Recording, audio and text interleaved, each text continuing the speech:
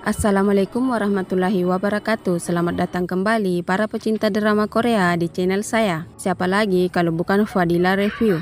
Piye kabare? Tentunya harus sehat dong, karena kali ini kita akan merangkum list Hidden in My Garden episode 4. Tak perlu berlama-lama, yuk mari kita dengarkan.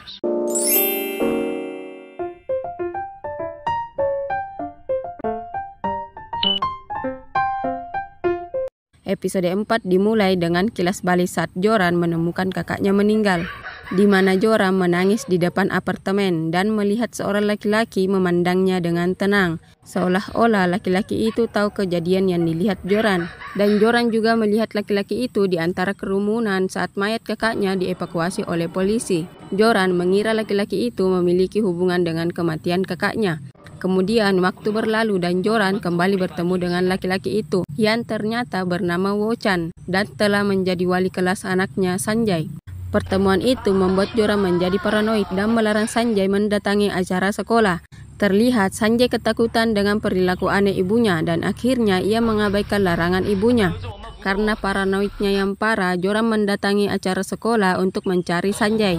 Joran takut apabila Wo-chan melakukan sesuatu kepada anaknya. Di acara itu, Joran membuat masalah dengan memukul seseorang yang tampak mirip dengan Wo-chan. Karena itu, mereka harus pindah dan Jae-ho tampaknya membuat Joran berpikir bahwa ia telah memiliki penyakit mental yang parah.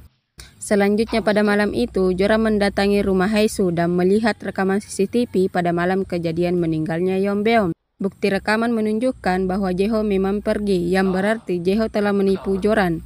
절대로. 어차피 말할 친구도 없어요. Keesokan harinya, Joran mendatangi San-eun untuk mempertanyakan perkataannya saat di pemakaman, yang menuduh suaminya telah membunuh Yeon-beom. San-eun menjelaskan bahwa sebelumnya HP milik remaja itu dicuri Yeon-beom dari Jae-ho, dan remaja itu bernama Lee So-min. San-eun memperlihatkan bukti video dan foto yang menunjukkan bahwa Jae-ho tampaknya terlibat dengan perdagangan seks. Dan lokasi terakhir HP Lee So-min berada di Cornelia, rumah di mana Jae-ho dan Joran tinggal. Joran masih berusaha untuk mempercayai suaminya, tetapi San-eun tiba-tiba menerima telepon dari Jae-ho dan mengajaknya bertemu. Sehingga Joran bertekad akan ikut dengan San-eun menemui Lee So-min untuk mengetahui apa yang dilakukan suami mereka selama ini. Sebelum pergi, Joran memberitahukan kepada San-eun bahwa apapun yang terjadi, ia akan melindungi keluarganya. Kemudian gambar berpindah di mana Sanjay tampaknya menyewa sebuah tempat tinggal untuk 2 orang. Sementara di tempat lain, San-eun menerima surat pemecatan dari tempatnya bekerja, sehingga ia kehilangan pekerjaan, sedangkan ia memiliki hutang yang ditinggalkan Yeon-beom untuknya. Malamnya, Joran meminta maaf karena telah meragukan Jae-ho, tetapi kemungkinan Joran berkata seperti itu agar Jae-ho tidak mengawasi aktivitasnya. Keesokan harinya, Joran bersama San-eun mendatangi rumah Lee So-min, remaja yang berada di dalam foto. San-eun berpura-pura sebagai guru Lee So-min dan bertanya-tanya tentang keberadaannya. Tetapi ayahnya bahkan tidak mengetahui keberadaan Lee So-min setelah ia kabur. Dan tak lama, ayah Lee So-min menyadari bahwa San-eun hanya berpura-pura sebagai guru anaknya. Pria itu membentak San-eun sehingga trauma kekerasan dalam rumah tangga yang telah dialaminya muncul dan membuatnya ketakutan. Sementara itu, polisi masih kesulitan mencari bukti untuk mengetahui siapa pelaku pembunuhan Yeon-beom. 김윤범이요. 생각보다 치밀한 사람 같아요. Selanjutnya, terlihat Joran dan San-eun duduk berdua, dan untuk pertama kalinya mereka saling berkenalan. Malam itu, Jae-ho dan San-eun bertemu di sebuah kafe. Dari luar, Joran mengawasi dan HP-nya terhubung dengan HP San-eun sehingga ia bisa mendengar seluruh percakapan mereka. San-eun memeras Jae-ho dengan meminta 500 juta won.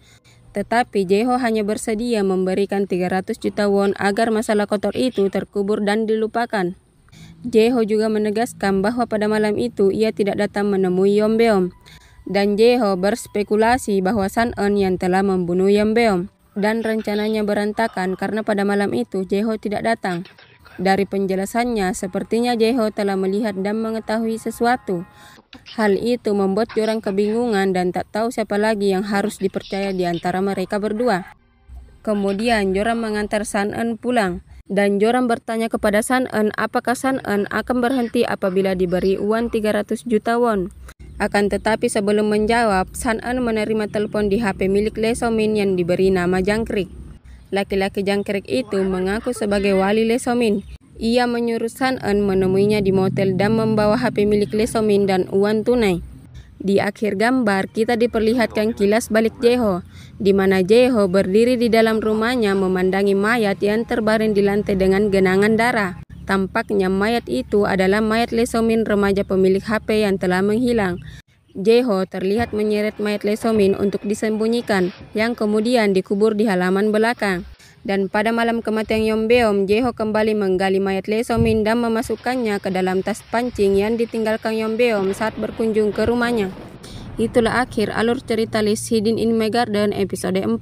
Dari apa yang kita saksikan, ada Sanjay yang menyewa sebuah tempat tinggal untuk 2 orang.